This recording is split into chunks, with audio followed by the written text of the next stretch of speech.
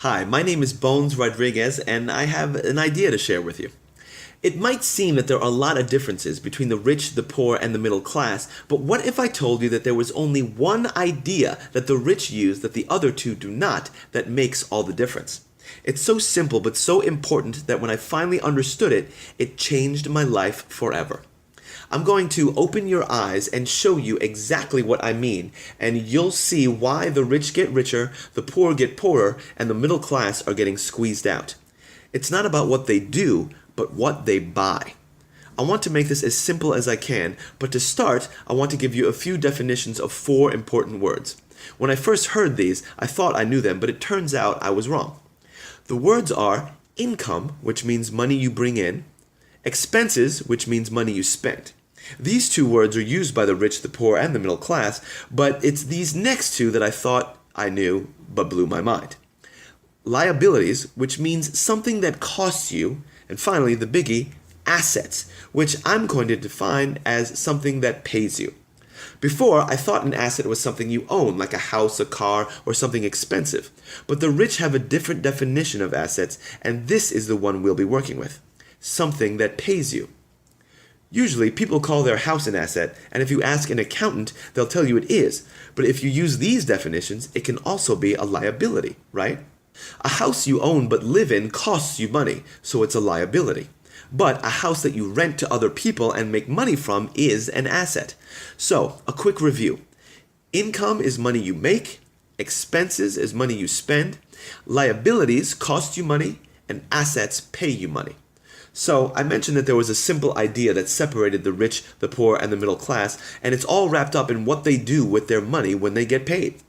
The poor take their money and buy stuff. They buy shoes and ringtones and Mountain Dew and tchotchkes and Blu-rays and clothes and TV and games and a bunch of stuff that they found for cheap. Maybe at a flea market, a garage sale, the dollar store, or Walmart. Their houses are cluttered with junk, but it was all just $1 or little expensive thingies. Their cars are full of junk, their garages, etc. They take their money from their income and spend it through their expenses each month, right out the door as fast as it comes in. It's easy to fall into this trap because everywhere we look there are things to buy. It makes the world go round, and the problem is that after years of working, they have nothing to show for it because all those little thingies add up. I was born with this idea, and for a long time, that's what I thought you should do with money. Spend it. I had heard of saving, but even then, I was just saving to buy something big that I couldn't afford right now. The problem is that the poor never let their money create more money. This isn't a character flaw, and it's not wrong, it's just that it keeps the poor on a terrible cycle that is very hard to escape from. You have to be willing to learn and change. I was willing, and I learned that creating wealth is not a big secret, it's a recipe. The only reason someone doesn't create wealth is because they don't know the recipe, don't want to know the recipe, or never use the recipe.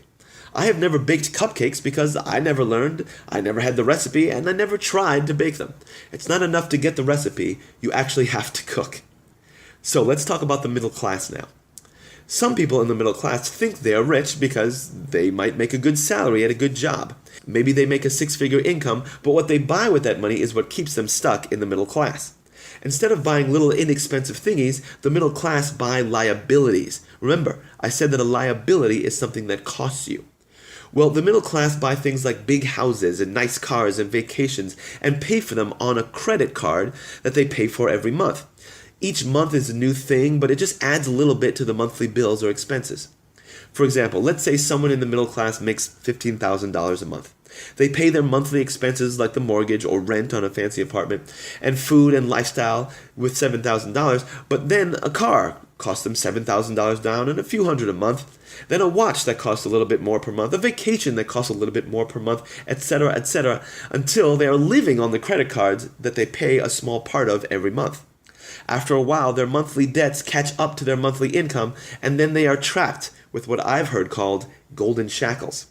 They keep buying liabilities that cost them every month, and then they are trapped by the very things they bought to make them happy.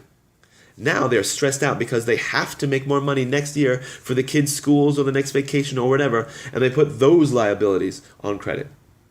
The poor and the middle class get trapped because they also get into a situation where they only make money by trading their time for it. Either their body or their knowledge get traded for the money they make, and there are only 24 hours in a day. Whether you make $10 an hour or $1,000 an hour, you still have to trade that hour for it. A fast food worker still has to serve food, a dentist still has to see patients. This is when their second job comes in. It's a short-term band-aid to a long-term problem because, like I said before, there are only so many hours in the day. Often these people end up being workaholics, waking up just to go to work and pay bills. And before I continue, I want you to know that you can make a lot of money but still be a poor person because of how you spend it. But here's the critical difference for the wealthy. Instead of buying stuff and liabilities with their money, the wealthy buy assets. Again, an asset is something that pays you. Now this blew my mind when I first heard it because I had no idea you could even do that. Buy something that pays you? It made no sense at first, so I chose to keep learning. Here's what I found out. The wealthy buy assets. These assets pay them money, which they use to buy more assets, which makes them more money. The assets make them money instead of their time. Here are a couple of assets you might have heard of. Stocks, bonds, real estate. Now when I heard this, I said, oh, investing. Of course, the rich buy investments. Well, duh. And the person who taught me this asked me, well, what is an investment? And I said, well, it's something you buy, and then you hope it goes up in value, then you sell it for more money, right? And he said, no, that's trading. That's gambling, and that's what the poor and middle class think investing is. They are wrong. Then he asked me, would you like to know how rich people define investing? I said, yes. And he said, I actually already told you. They buy assets. Instead of buying something that you hope goes up in value after time goes by, the rich buy assets that pay them now.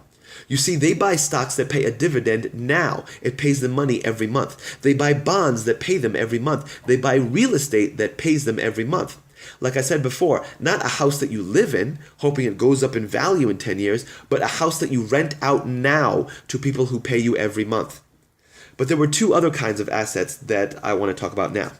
The first is education. And education can be a kind of asset if you learn how to do something and you can use it to make more money. There's an old saying, if you think education is expensive, you should see how expensive ignorance is.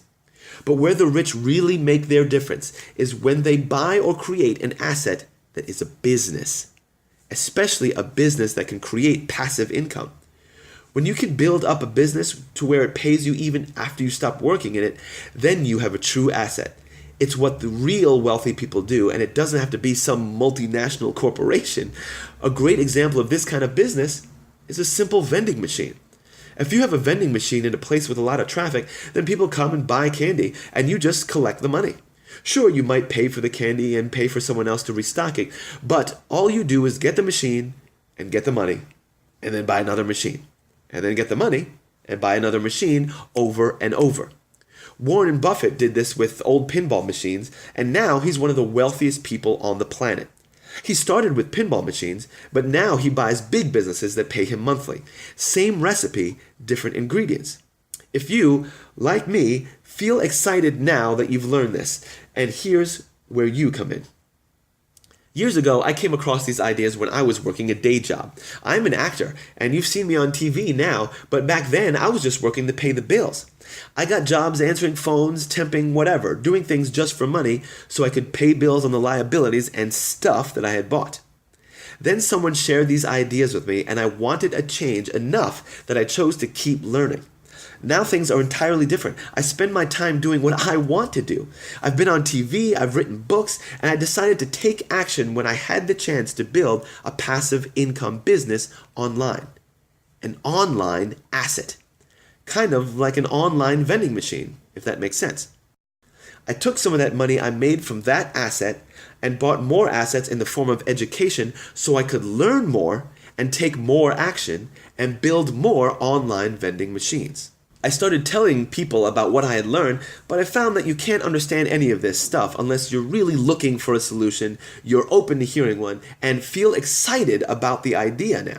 When I was poor, spending all my money and time on stupid stuff, I was open when someone asked me if I wanted to make some more money, if I wanted to learn how to make some more money.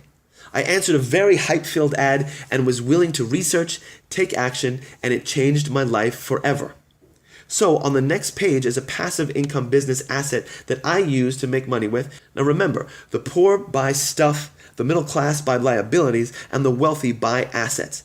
Preferably businesses that pay you money, then take that money and buy another asset that produces more money. That's the recipe for wealth. I really hope you learned a few things from this video and you choose to join us now on the next page. I'm Bones Rodriguez. Bye-bye.